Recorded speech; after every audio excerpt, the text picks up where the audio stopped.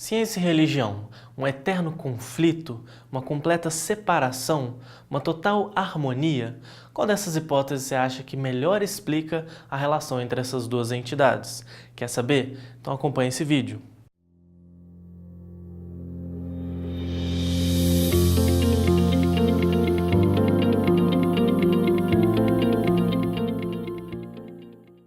Um dos primeiros estudiosos a trabalhar com essa relação entre ciência e religião foi o Ian Barbour. Ele dividiu as possibilidades de relação entre ciência e religião em 4 categorias. Uma delas é a chamada hipótese do conflito. Esse modelo ganhou muita expressão com os trabalhos de 2 historiadores, John Draper e Andrew White, no final do século XIX. Basicamente, esses 2 defendiam que a ciência e a religião elas estão em um eterno conflito e disputam o mesmo espaço.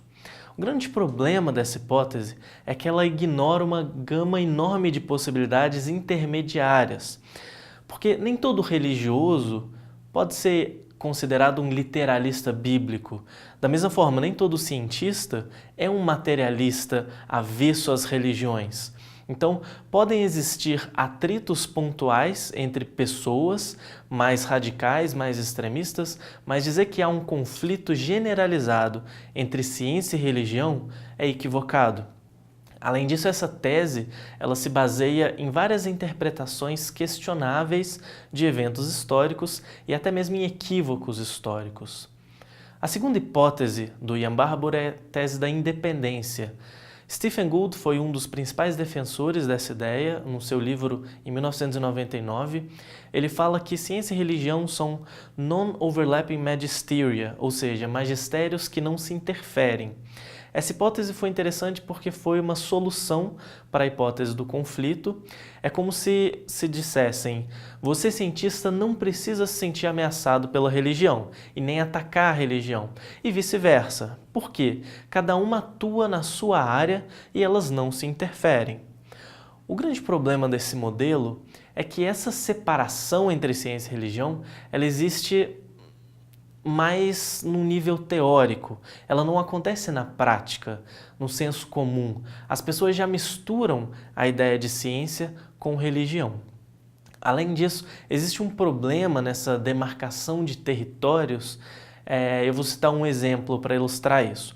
Imagina que tem um curandeiro que está fazendo diagnósticos de problemas espirituais e prometendo para as pessoas curas milagrosas através da fé ou de qualquer outro mecanismo religioso. Às vezes chegando ao ponto extremo de orientar seus pacientes a não recorrer à medicina. E aí vem a questão, será que não é papel da ciência e até do Estado intervirem nesse caso? Só porque a religião abocanhou esse magistério, a ciência, então, não deve interferir?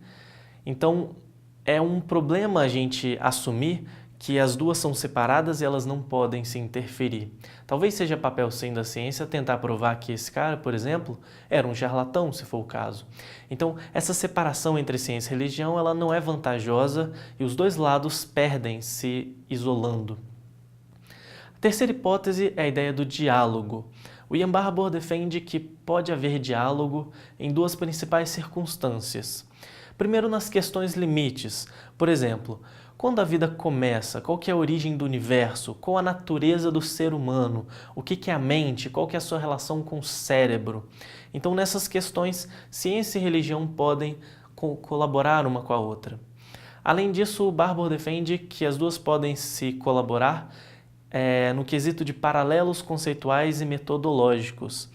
A ciência ela não é fruto de uma pura objetividade e exercícios racionais. Existe abstração na ciência. Assim como as religiões, elas não são, pelo menos todas elas, frutos de uma revelação puramente divina sem qualquer exercício lógico de pensamento. O físico teórico e teólogo John Polkinghorne, ele sintetiza essa ideia da seguinte forma. Ele fala que tanto a ciência quanto a religião são corrigíveis, precisam relacionar a teoria com a experiência e estão preocupados essencialmente com entidades cuja inimaginável realidade é mais sutil do que aquela de uma objetividade ingênua. Então nisso consiste o diálogo ou a possibilidade de diálogo entre ciência e religião. Por fim, a quarta hipótese do Barbour é a ideia da integração, que seria uma relação muito mais estreita entre ciência e religião. Um exemplo histórico dessa relação foi talvez a chamada teologia natural, que em linhas gerais são esforços para se correlacionar Deus e natureza através da religião e da ciência natural. Newton, por exemplo, é um cara que fez algo parecido com uma teologia natural, que era, por exemplo, a demonstração ou afirmação da existência de Deus baseada na regularidade e na complexidade do mundo natural.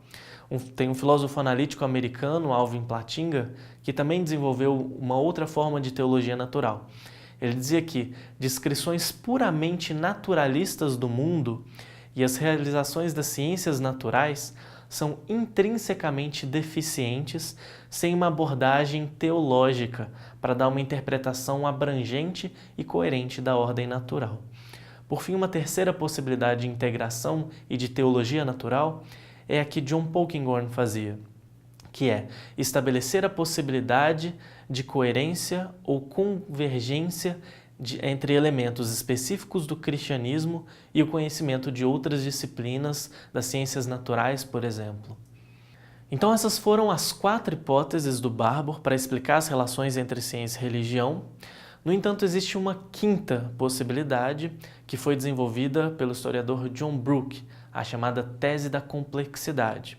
Esse historiador ele defende que nenhuma das hipóteses do Barbour dá conta de explicar isoladamente as complexas relações que existiram e que existem entre ciência e religião. O historiador da ciência David Lindberg, ele sintetiza isso muito bem.